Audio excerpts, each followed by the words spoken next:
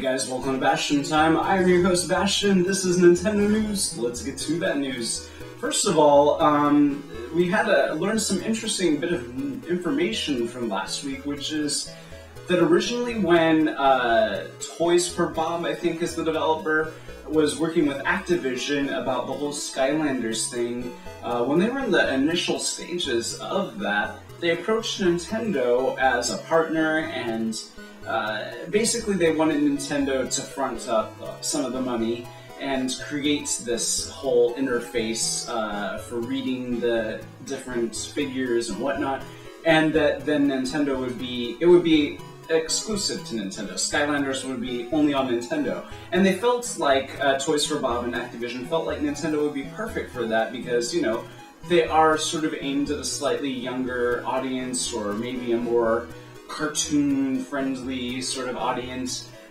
So they felt like it would be a good pairing with them. Maybe we would have even ended up getting Nintendo characters in Skylanders. That would have been interesting. Unfortunately, Nintendo said, yeah, that's a great idea.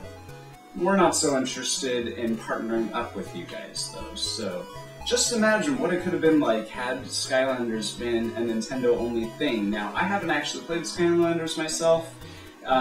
It's not as deep of a game as I might like, so I haven't really invested any, attention to it. But it has Spyro in it, and I love the Spyro games, so I will play it eventually.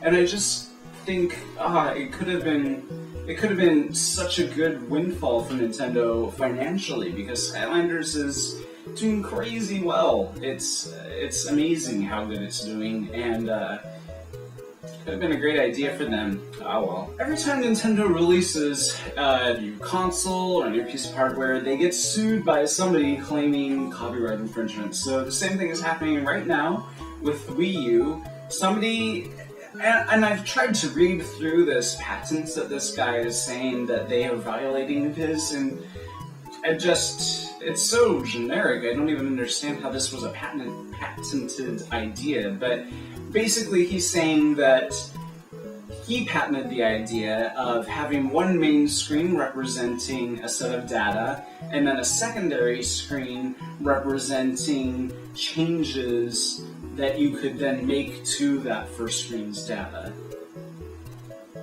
This is a thing that you can copyright or patent.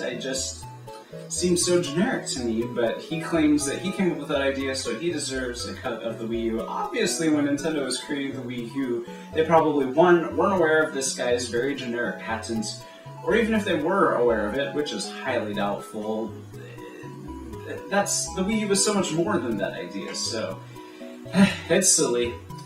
Anyways, let's get on to the next story. Earlier in the week, I talked about how sometimes things that I have made a note of, like, oh, I want to talk about that in the videos that I create for this next week.